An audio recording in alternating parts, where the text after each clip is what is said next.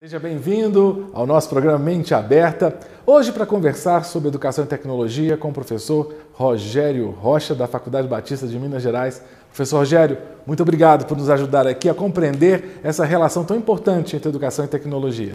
Eu agradeço o convite e diria que vamos tentar compreender junto, porque a temática é tão sofisticada, complexa, está em ebulição, que nós precisamos construir esse conhecimento junto, é o nosso grande desafio.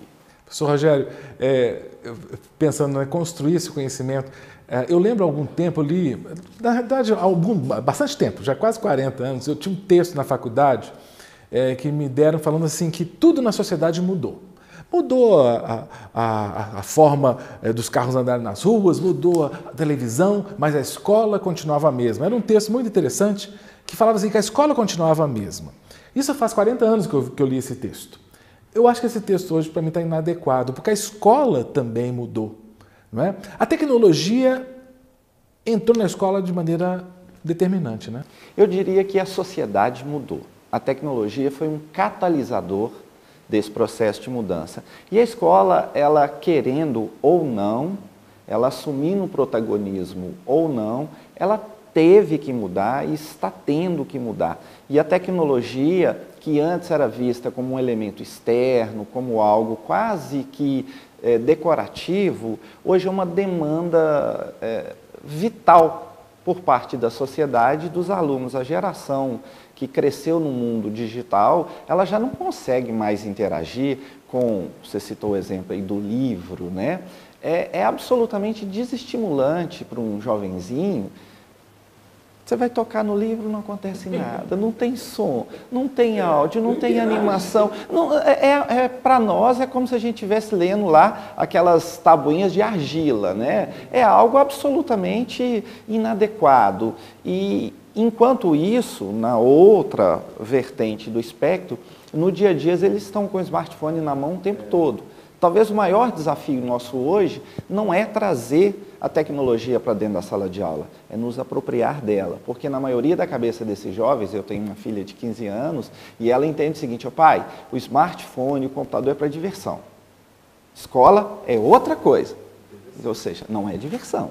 Escola tende a ser um ambiente que, se não se modernizar, ele vai ter uma linguagem que não alcança a esse público. Com isso, eu não estou invalidando os livros. Eu sou um apaixonado por livros, eu tenho vários livros lá em casa. Eu entendo que existe espaço para o novo. Agora, eu fico pensando nessa questão do novo. O novo está cada dia tão mais novo, tão mais rápido. Professor Rogério, nós estamos em 2017, meio do ano 2017. Faz 10 anos que Steve Jobs publicou o smartphone. Antes, esse negócio de mexer na tela de um celular não existia. Antes o celular tinha tecla. 10 anos. Parece que foi ontem. E a cada dia essas coisas vão ficando mais rápidas.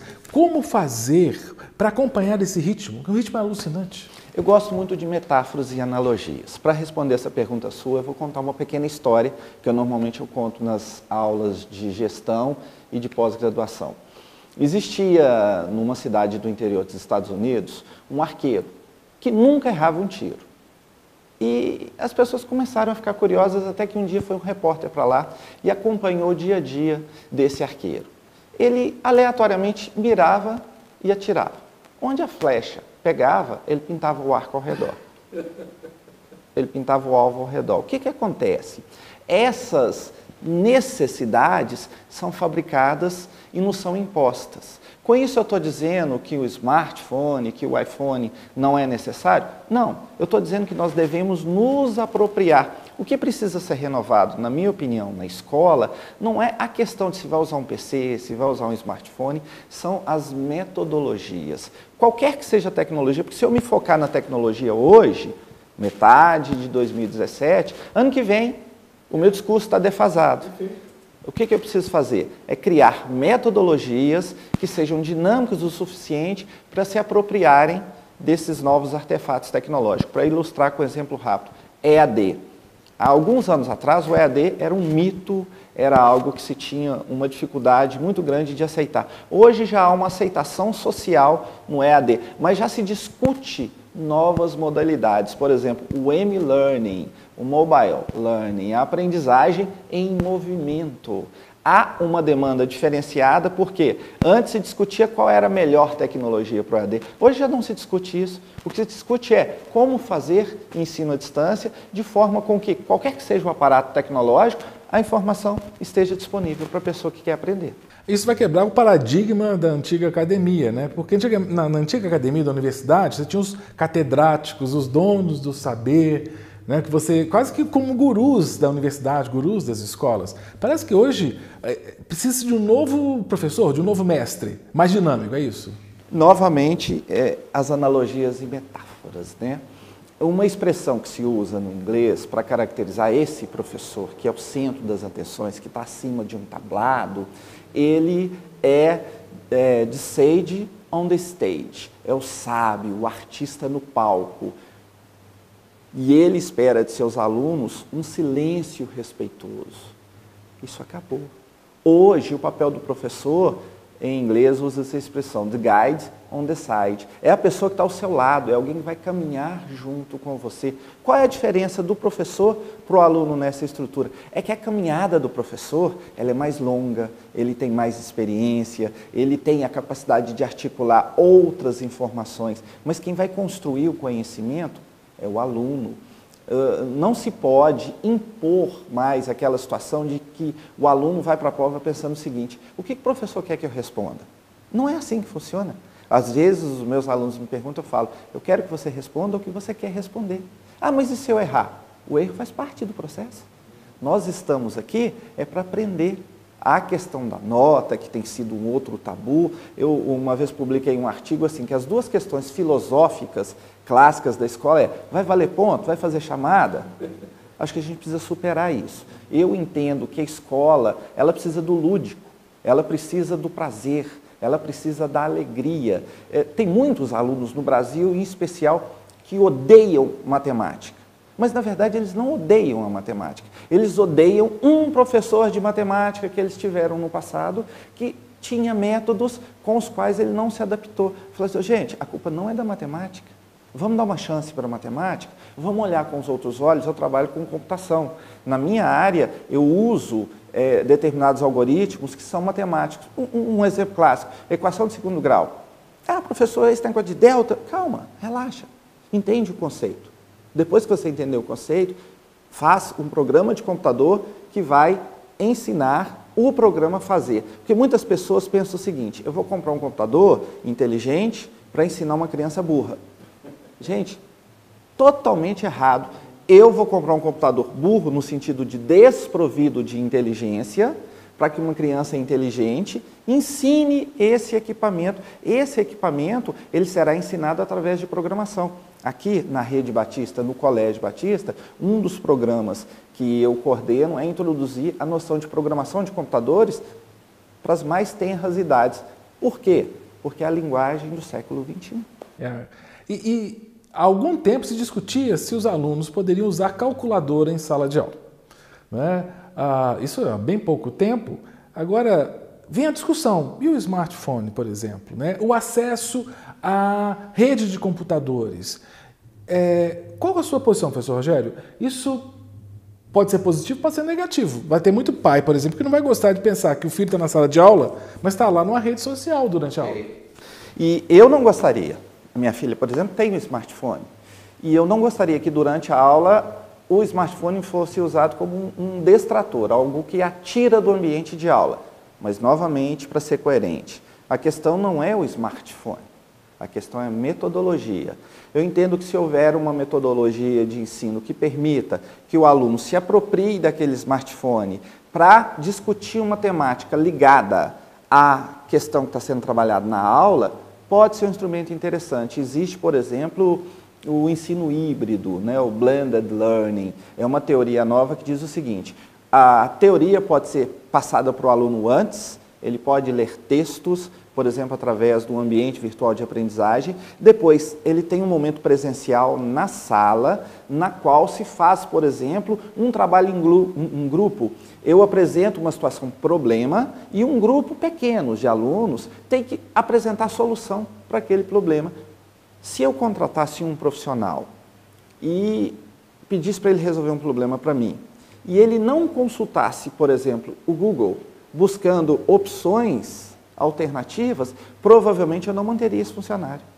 Por quê? Eu tenho uma enorme gama de possibilidades. Cabe a ele saber filtrar. Por que que eu, então, no mundo real, ajo de uma maneira e na escola eu vou agir de forma contraditória? Pelo menos a minha linha divisada diz que nós devemos conciliar os dois aspectos. Tem um momento para leitura, tem um momento para escrita, tem um momento para caligrafia e tem um momento do uso dos artefatos tecnológicos. Acho que uma coisa não impede a outra de acontecer, não. Então talvez seja essa uma das principais habilidades que os professores atuais têm que ter. Capacitar os seus alunos a filtrarem as informações, é por aí? Na verdade, a impressão que a gente tem, durante o meu mestrado, por exemplo, a gente discutia muito isso. Acho que tem que se fazer um trabalho, inclusive, com os professores.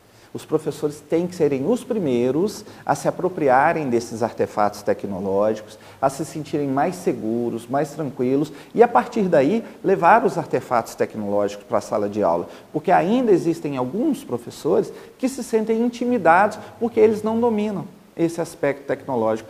Qual que é o papel da escola? É criar um ambiente de aprendizagem, primeiro para os professores, é natural que isso aconteça, tem que haver um processo de aculturação, não vejo dificuldade nenhuma nisso, e depois vamos com algumas iniciativas.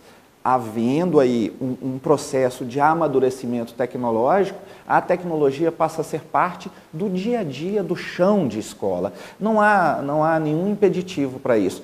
Tudo, novamente, se remete à questão da metodologia, do planejamento, das estratégias de ensino. E hoje é inescapável, né, professor Rogério? Porque a tecnologia, como o senhor disse, está na sociedade. Eu lembro, há bem pouco tempo, o imposto de renda, por exemplo, havia a possibilidade papel. Mais recentemente, tinha a possibilidade do suporte, do disquete. Hoje tem que ser pela rede. Então, qualquer cidadão hoje precisa de ter um conhecimento da tecnologia. Como é que você vai interagir com um banco hoje sem um aparato tecnológico? Algumas pessoas que ainda resistem, elas enfrentam dificuldades. Por quê? Às vezes você está num shopping, precisa tirar um dinheiro, não tem ninguém para te atender, tem uma máquina. E a máquina, ela escreve na tela, ela interage com você, ela dá as instruções. Basta que você leia e interprete o que está sendo dito. Não é que as pessoas não conseguem ler, é que elas ficam intimidadas. Estando intimidadas, elas não conseguem interagir. Em casa, você vai ver TV a cabo. Hoje nós estamos começando a viver um conceito chamado internet das coisas.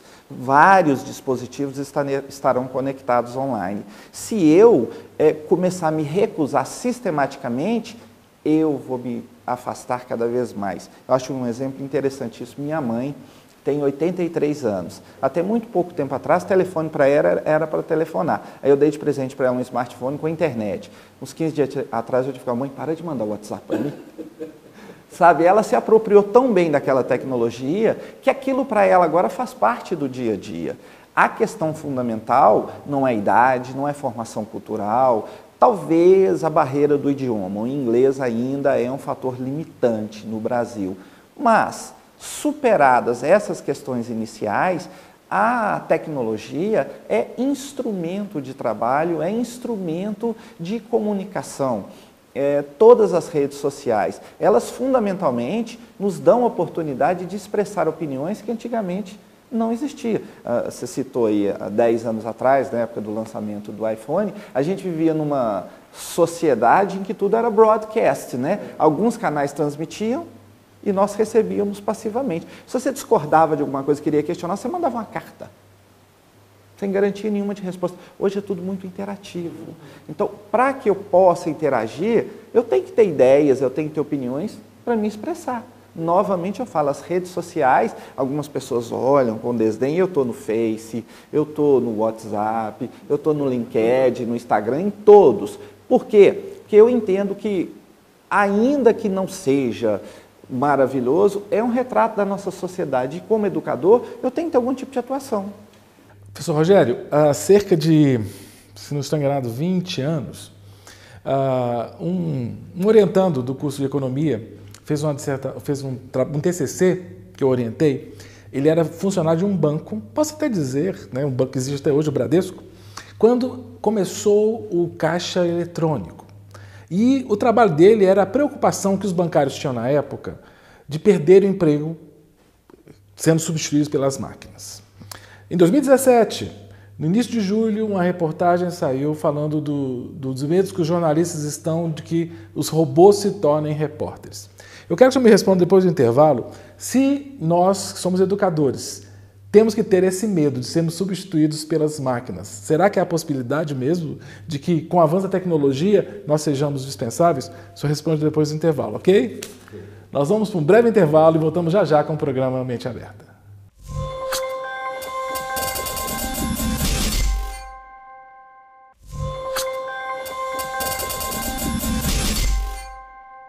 Estamos de volta com o nosso programa Mente Aberta, conversando hoje com o professor Rogério Rocha sobre tecnologia, educação, tecnologia e sociedade. Eu deixei a pergunta, né, professor Rogério? Será que nós corremos risco? Eu sou professor como o senhor. Corremos risco de perder emprego para a tecnologia? Primeiro eu tenho que agradecer o tempo que você me deu para refletir, porque é uma pergunta realmente bastante desafiadora. E eu vou lhe responder de duas formas. A primeira é que eu não acredito, pelo menos a curto prazo, que as máquinas, e olha que eu sou um fã de ficção científica, que as máquinas tenham a capacidade de substituir a capacidade criativa, a sensibilidade artística. O ser humano é muito mais do que só o intelecto. Então eu não acredito que as máquinas, ainda que elas venham a desenvolver. Mas para pôr um pouquinho de pimenta nessa discussão, recentemente eu tive a oportunidade de pesquisar sobre um software da IBM chamado Watson. Já existe um estudo que na América existem advogados com 100%, observe o que eu estou falando, 100% de 10 causas eles ganham 10 com o apoio do uso deste software. Por quê? Porque ele consegue fazer uma varredura tão detalhada e tão profunda na questão da jurisprudência, da legislação, que uma análise, que talvez por desatenção, por falha, por cansaço do ser humano, ele consegue de forma exaustiva varrer esses dados. Um outro exemplo ainda nessa linha de raciocínio da IA, da inteligência artificial, que talvez venha a ser um desafio para nós, pensadores. Um grupo de pacientes, novamente na América, foi diagnosticado com casos raros de câncer. E uma junta médica se reuniu e propôs um tratamento. E, para ter um benchmark, pediram que esse software, o Watson, propusesse também um tratamento para validar. O Watson propôs um outro tipo de tratamento. Aquilo causou um certo desconforto. E aí foram pesquisar com muito mais critério e chegaram à conclusão, a contragosto, que a análise do Watson era mais precisa que a da junta médica. E aplicaram e obtiveram um índice de acerto elevadíssimo. Nesse caso não chega a 100%, porque infelizmente nós não temos tecnologia ainda para obter esse tipo de sucesso, esse nível de sucesso. Mas a questão fundamental é, o que eu poderia dizer para todas as pessoas que estão hoje nos assistindo, não fique confortável. A única constante é a mudança. Se você está muito confortável com a sua profissão, preocupe-se, você não está olhando ao redor. Até 2 anos atrás, taxista não tinha problema, né? Então nós estamos vivendo a uberização da nossa sociedade, formas alternativas. E uma das possibilidades que a gente pode começar a pensar da educação é, será que o único meio de se obter educação é essa educação formal e tradicional das escolas? Ou será que eu não posso passar a interagir, a integrar grupos nos quais eu sou alguém que aprende, mas também sou alguém que ensina? Eu fiz parte de um projeto recente com uma startup e a nossa proposta era exatamente esta: estabelecer a possibilidade de que informalmente, on demand, à medida que eu preciso. Outro dia eu precisei trocar a resistência do chuveiro lá em casa. Eu não sabia nem por onde começava, eu queria pegar com um martelo e quebrar o chuveiro, né? Aí eu fui olhar no YouTube, no final das contas, eu consegui tomar banho no chuveiro e não pôr fogo na casa, quente. E foi uma aprendizagem importante, porque eu não tenho muita habilidade manual. Algumas pessoas brincam que eu sou destro e tenho 2 mãos esquerdas. Porque realmente eu sou... Não é sua praia? Não, a minha praia é teclado mesmo. Mas, para mim, foi algo interessante, porque até para minha autoestima, a minha esposa está assim, chama um eletricista. Não, vou pagar R$100 para o eletricista trocar um chuveiro, não, uma vergonha. Se precisar, eu chamo amanhã, hoje eu vou tentar. E não precisou. E essa possibilidade, ninguém vai para a escola fazer um curso, você quer aprender a cozinhar, você quer aprender a trocar pneu de carro, algumas coisas que não são profissões, ou, eventualmente, podem vir a se tornar profissões. Por exemplo, eu posso descobrir um dom para culinária e estudar e aprender alguma coisa e me tornar um chefe, passar a militar na gastronomia. Mas o bacana não é essa questão da certificação profissional, nessa camada que eu estou falando. É claro que eu respeito muito e os profissionais têm que ser certificados. Eu estou dizendo que a aprendizagem informal, ela tem muito valor. E ela, na nossa sociedade, ela ainda não recebeu o status que, na minha opinião, ela merece. Me parece que, novamente, a tecnologia pode ser um trampolim para isso. Nós tivemos aí a reforma do ensino médio, ou melhor, estamos em meio à reforma do ensino médio, trabalhando mais áreas, as pessoas vão entrar em áreas, depois com alguns conteúdos específicos. O senhor entende que a tecnologia foi contemplada a contento nessa reforma? Ainda não, mas será inescapável. Por quê? Eu fico imaginando o seguinte, os alunos do ensino médio poderão escolher áreas. Será que os colégios conseguirão manter uma turma? Vamos pegar por hipótese aqui, eu tenho 5 alunos que se interessam por uma questão ligada a artes, outros 10 matemática, outros 10 por uma outra área. Será que é economicamente viável? Será que é estruturalmente sustentável que eu vou conseguir manter turmas pequenas, nesse exemplo que eu estou te dando? Agora, se eu tiver um artefato tecnológico que me permita especializar na área B, e utilizar num modelo de consórcio, de parceria, uma estrutura de uma outra escola que nem precisa estar na mesma cidade, que se especializou na área distinta, e a gente trocar esses alunos, mas aí você vai mandar os alunos para Curitiba? Não, a gente pode ter uma infraestrutura à distância, e num determinado dia, num determinado horário, a gente faz essa parceria. É uma maneira que eu enxergo de viabilizar. Novamente, eu sou favorável, eu acho que é um avanço, mas se não for algo pensado para ser sustentável, vai dar em nada. Vai dar em nada. Professor, eu lembro de várias reportagens que eu vi, com certeza o senhor também, de escolas no interior do Brasil, em cidades bem pequenas, e vai nas escolas e salas de aula fechadas com máquinas, com computadores em caixas, e a crítica da reportagem: o governo colocou, mas não tem energia elétrica, o governo colocou, mas não, as coisas não estão funcionando. Será que nós ainda estamos olhando tecnologia como máquina e não tecnologia como uma visão de mundo? Porque parece que tecnologia é muito mais do que o suporte, né? Olha, com o perdão de ser repetitivo, é a metodologia. Se eu tiver um laboratório como status, um laboratório de informática, com um cadeado desse tamanho na porta, e que os meninos não têm acesso, para que serve? E aí, 2 dias por ano eu abro aquele laboratório e os meninos vão para lá e falam: vou fazer o quê? Tem máquina, mas não tem software. Tem máquina e tem software, mas não tem metodologia. Tem máquina, tem software e tem metodologia, mas não se conecta àquilo que eles viram nas aulas. Não tem sentido. É um grande desperdício de dinheiro, porque se eu comprar uma quantidade de computadores, até contabilmente, depois de 3 anos, essas máquinas não têm valor nenhum. Elas estão absolutamente defasadas. Então, eu preciso, enquanto elas estiverem disponíveis... Nós tivemos um projeto aqui no Brasil, um PC por aluno. Cadê? Deu em quê? Cadê o PC? Cadê o aluno? Não é a quantidade. No Brasil, a gente ainda é meio faraônico. Eu poderia trabalhar com estruturas. Eu gosto muito, por exemplo, de um modelo que existe em algumas cidades de telecentros.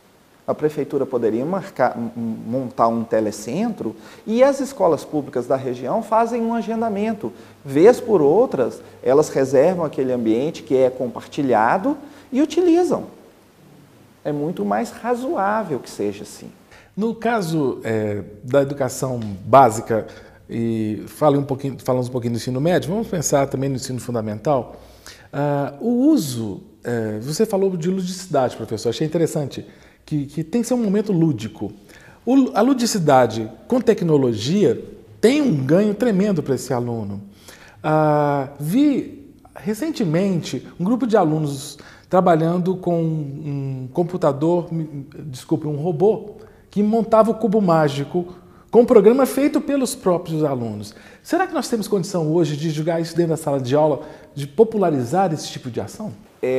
Cássio, eu acho muito bacana essa pergunta, porque a minha linha de pesquisa no mestrado foi exatamente usando a robótica pedagógica. Por engraçado que possa parecer, por irônico, paradoxal, eu percebi, eu sou professor na área de computação, de programação de computadores, e percebi um grande número de alunos que optam por curso na área de tecnologia que não gostam de programação de computadores, por ser algo extremamente abstrato. O que eu fiz? Eu levei os robôs para a sala de aula e aí eu tenho alguns comandos. Por exemplo, tem um que se chama loop, que é uma repetição. E aí eles programavam o robô para dar 5 voltas. E aí eles visualizavam o robô andando em círculo 5 vezes. Eles começavam então a sair do concreto para o abstrato. Para as crianças menores, a questão do lúdico, talvez um limitador ainda seja o custo, porque esses kits de robótica não são baratos, normalmente eles são comercializados em dólares. Mas já existem algumas placas de circuito, a gente tem uma, eu vou citar o nome aqui, mas não é nenhum tipo de propaganda, a Arduino, e até engraçado que tem uma versão brasileira, a Arduino é tecnologia italiana, que chama Severino, é uma versão brasileira, que é fundamentalmente uma plaquinha de circuito impresso que pode ser usada como base para, utilizando-se sucata, construir robôs. E esse processo de construção pode começar a ser usado não só para ensinar conceitos matemáticos, conceitos de engenharia, de mecânica, mas ligado, por exemplo, a questões da biologia. Vamos montar hoje um animal? Vamos montar um animal terrestre? Vamos montar um animal quadrúpede? E com isso, eu consigo estabelecer uma nova demanda que, além da tecnologia, é a questão da interdisciplinaridade, da transdisciplinaridade. Até alguns anos atrás, a educação era feita em caixinhas, né? Eu brinco com meus alunos, A, cada um no seu quadrado. Acabou. Agora, nós abrimos as caixas e estamos obtendo novas matizes. Essas novas profissões que nós comentamos que irão surgir, provavelmente serão de combinações. Você citou aí o caso clássico, né, do iPhone. O que é? O Steve Jobs, todo mundo acha que ele é um mago da tecnologia. Não é. O mago da tecnologia é o feio. É o Steve Wozniak, o sócio dele. O Steve Jobs era um mago da propaganda. Ele fez da Apple a marca mais valiosa do mundo. As pessoas cobiçam ter um Apple, um iPhone. Às vezes nem podem pagar, mas é porque é uma questão de status. Eu, por exemplo, tenho uma outra tecnologia de telefone que é o Android. Minha filha, pai, por que você tem Android? Porque eu uso telefone para telefonar. Eu não uso para paquerar. Eu não uso para impressionar ninguém. A questão fundamental é que ele conseguiu agregar usabilidade, funcionalidade. A tecnologia que antes era distante, você tinha uns telefones assim que você puxava a antena, andava com a bateria do lado, ele tornou numa coisa agradável. E a partir dessa aceitação social, novas funcionalidades. Então lembra da história da flecha? Ele pintou o alvo ao redor de uma flecha. Pois é. E esse alvo está em cada sala de aula, em cada aluno agora, porque todos carregam tecnologia, né? E nós, como professores, temos que aprender a usar bem essa tecnologia. Agradeço demais, professor. Foi muito bom o nosso papo. Conversei então com o professor Rogério Rocha sobre educação e tecnologia. Aprendemos muito com ele, fomos levados a refletir que eu e você possamos mesmo ver esse mundo com novos olhos, ver a escola com novos olhos. Convido você a continuar assistindo sempre os nossos programas Mente Aberta aqui na Rede Super. Que o Senhor te abençoe e te guarde e até a próxima. Para receber todas as novidades do canal, inscreva-se e se curtir o vídeo, clique em gostei. Aproveite para acompanhar a Rede Super nas redes sociais.